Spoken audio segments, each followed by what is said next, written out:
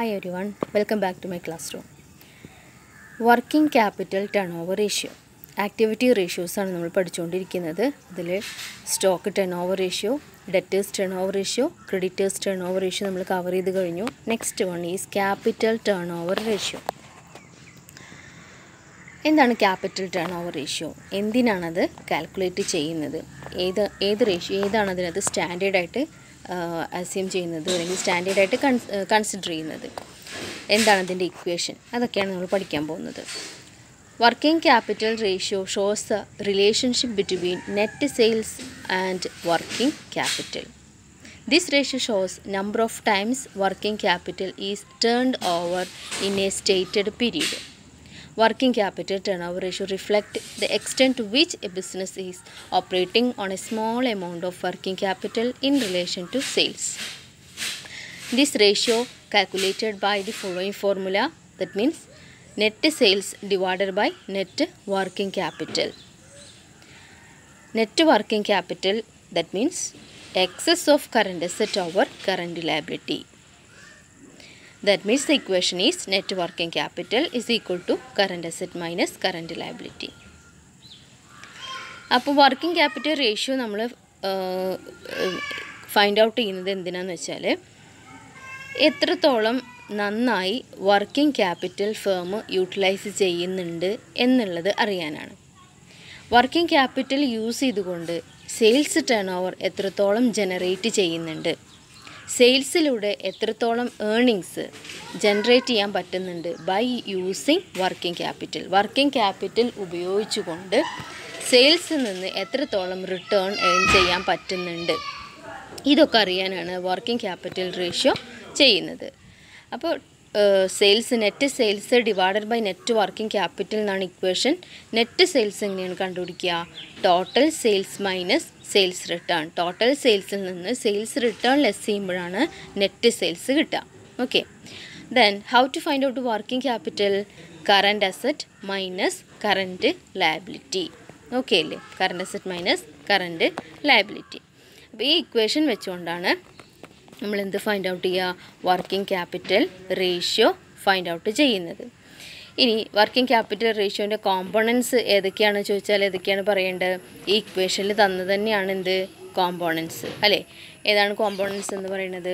Working capital റേഷ്യോൻ്റെ equation നോക്കുക. ഇക്വേഷനിൽ എന്താ പറയുന്നത്? നെറ്റ് സെയിൽസും അതേപോലെ വർക്കിംഗ് ക്യാപിറ്റലുമാണ് ആണല്ലോ. അപ്പോൾ വർക്കിംഗ് ക്യാപിറ്റലിൻ്റെ കോമ്പോണൻസ് ഏതൊക്കെയാണെന്ന് ചോദിച്ചാൽ എഴുതേണ്ടത് നെറ്റ് സെയിൽസ് അതേപോലെ വർക്കിംഗ് ക്യാപിറ്റൽ. ഇനി സ്റ്റാൻഡേർഡായിട്ട് പറയുന്നത് ഏതാണെന്ന് നോക്കാം.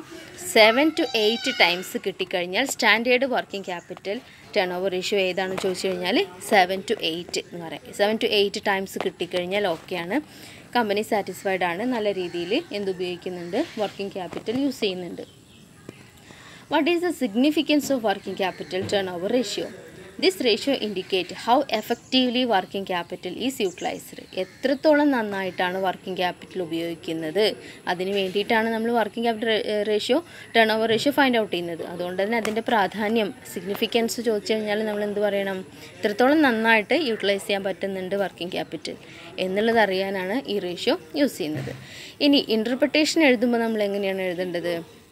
ഹൈ റേഷ്യോ ആണ് നമുക്ക് കിട്ടുന്നതെങ്കിൽ വളരെ നന്നായിട്ടാണ് വർക്കിംഗ് ക്യാപിറ്റൽ യൂസ് ചെയ്യുന്നത് എന്നാണ് മീൻ ചെയ്യുന്നത്. ലോ റേഷ്യോ ആണ് കിട്ടുന്നതെങ്കിൽ അത്ര നന്നായിട്ടല്ല നമ്മൾ വർക്കിംഗ് ക്യാപിറ്റൽ യൂസ് ചെയ്യുന്നത്. ഓക്കെ, അപ്പോൾ high turn over ratio indicate better utilisation of working capital in generating sales. Sales generate ചെയ്യുന്നതിൽ വർക്കിംഗ് ക്യാപിറ്റൽ വളരെ നന്നായിട്ട് ഉപയോഗിക്കുന്നുണ്ട് എന്നാണ് മീൻ ചെയ്യുന്നത്.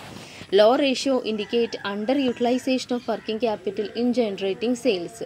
സെയിൽസ് ജനറേറ്റ് ചെയ്യുന്നതിൽ വർക്കിംഗ് ക്യാപിറ്റൽ വേണ്ട വിധത്തിൽ നന്നായിട്ട് യൂട്ടിലൈസ് ചെയ്യുന്നില്ല.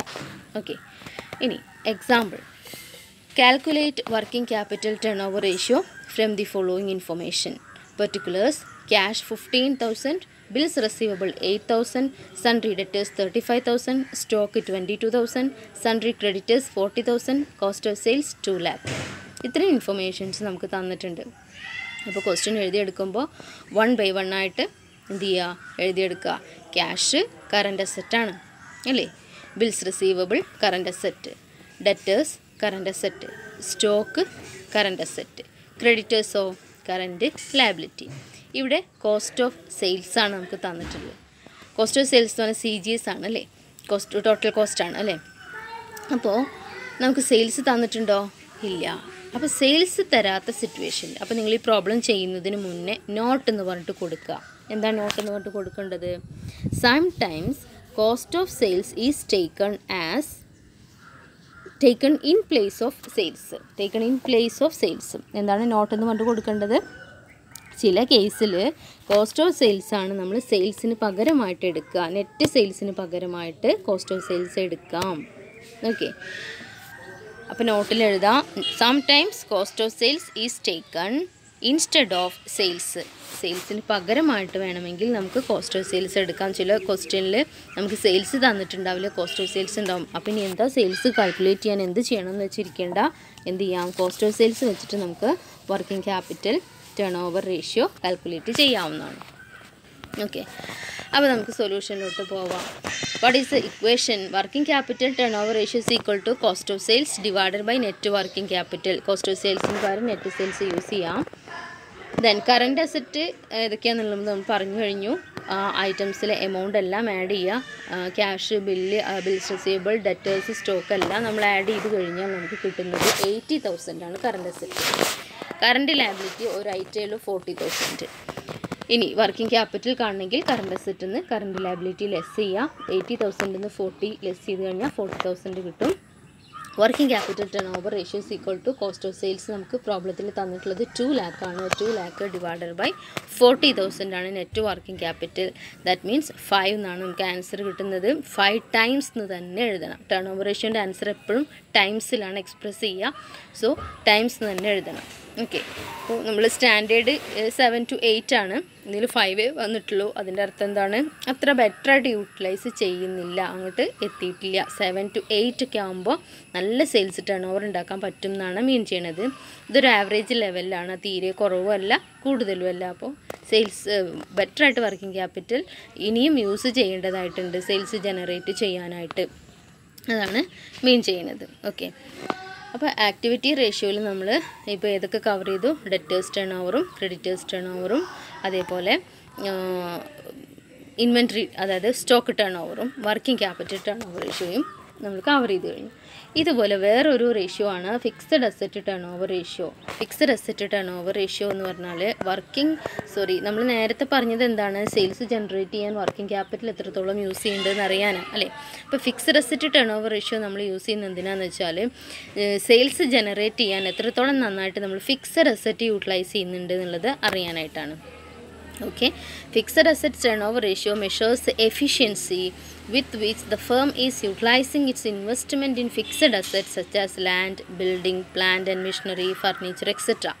It also indicates the adequacy of sales in relation to investment in fixed asset. Okay, അപ്പോൾ ഫിക്സഡ് അസറ്റ് എത്രത്തോളം നന്നായിട്ട് സെയിൽസ് ജനറേറ്റ് ചെയ്യാൻ യൂസ് ചെയ്യുന്നുണ്ട് എന്നുള്ളത് കാൽക്കുലേറ്റ് ചെയ്യാനാണ് അല്ലെങ്കിൽ ഫൈൻഡ് ഔട്ട് ചെയ്യാനാണ് നമ്മൾ fixed asset turn over ratio use ചെയ്യുന്നത്.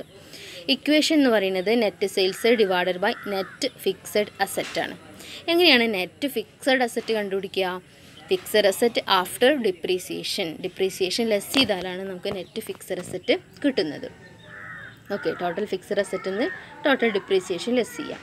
ഇനി ടോട്ടൽ സെയിൽസ് ആണ് തന്നിട്ടില്ലെങ്കിൽ സെയിൽസ് റിട്ടേൺ ലെസ് ചെയ്താൽ സെയിൽസ് കിട്ടും. അതല്ല സെയിൽസ് ഇല്ലാത്ത പ്രോബ്ലത്തിൽ കോസ്റ്റ് ഓഫ് സെയിൽസ് എടുത്തിട്ടും നമുക്ക് ചെയ്യാം.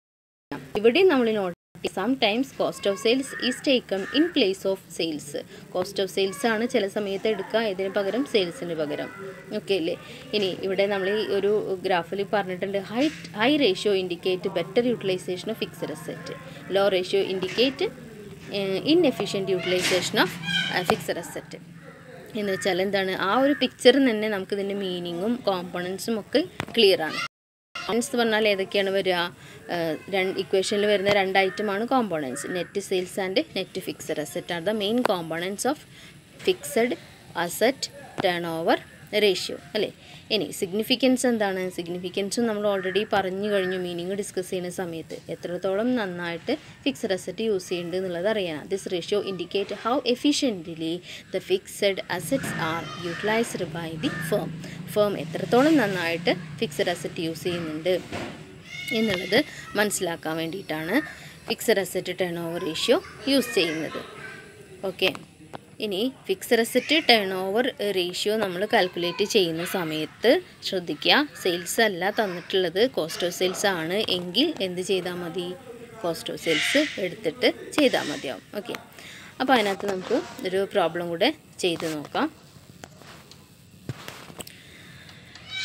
From the following information, calculate fixed asset turnover ratio. Sales during the year 4,50,000, fixed asset at the end of the year 45,000. 4,50,000 45,000 ആണ് എമൗണ്ട് തന്നിട്ടുള്ളത്.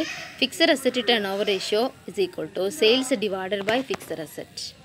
അപ്പോൾ നെറ്റ് സെയിൽസ് തന്നിട്ടുള്ളതിൽ റിട്ടേൺസ് ഒന്നുമില്ല, അപ്പോൾ അതുകൊണ്ട് തന്ന സെയിൽസ് നമുക്ക് നെറ്റ് സെയിൽസ് ആയിട്ട് എടുക്കാം. 4,50,000 ഫിക്സഡ് അസറ്റ്, 45,000 തന്നിട്ടുണ്ട്. ഇക്വേഷനിൽ അപ്ലൈ ചെയ്യുക. 4,50,000 divided by 45,000 that is 10 times, 10 പ്രാവശ്യം അല്ലേ. അപ്പോൾ സ്റ്റാൻഡേർഡ് കീപ്പ് ചെയ്യുന്നുണ്ട്. അതായത് ഫിക്സഡ് അസറ്റ് അത്യാവശ്യം സെയിൽസ് ജനറേറ്റ് ചെയ്യാൻ യൂസ് ചെയ്യുന്നുണ്ട്, ബെറ്ററായിട്ട് യൂട്ടിലൈസ് ചെയ്യുന്നുണ്ട് എന്നുള്ളത് നമുക്ക് അതിൽ നിന്നും എന്ത് ചെയ്യാം, മനസ്സിലാക്കാവുന്നതാണ്. ഹൈ റേഷ്യോ ആണെങ്കിൽ ഇൻഡിക്കേറ്റ് ചെയ്യുന്നത് better utilisation of fixed asset ആണ്. Low ratio indicate under utilisation of fixed asset in generating sales അല്ലേ. അപ്പോൾ ആക്ടിവിറ്റി റേഷ്യോയിൽ വളരെ ഇമ്പോർട്ടൻ്റ് ആയിട്ടുള്ള റേഷ്യോസ് നമ്മൾ കവർ ചെയ്ത് കഴിഞ്ഞു. ഇതിനകത്ത് എന്തെങ്കിലും ഡൗട്ട് ഉണ്ടെങ്കിൽ നിങ്ങൾക്ക് ചോദിക്കാം. Okay, thank you.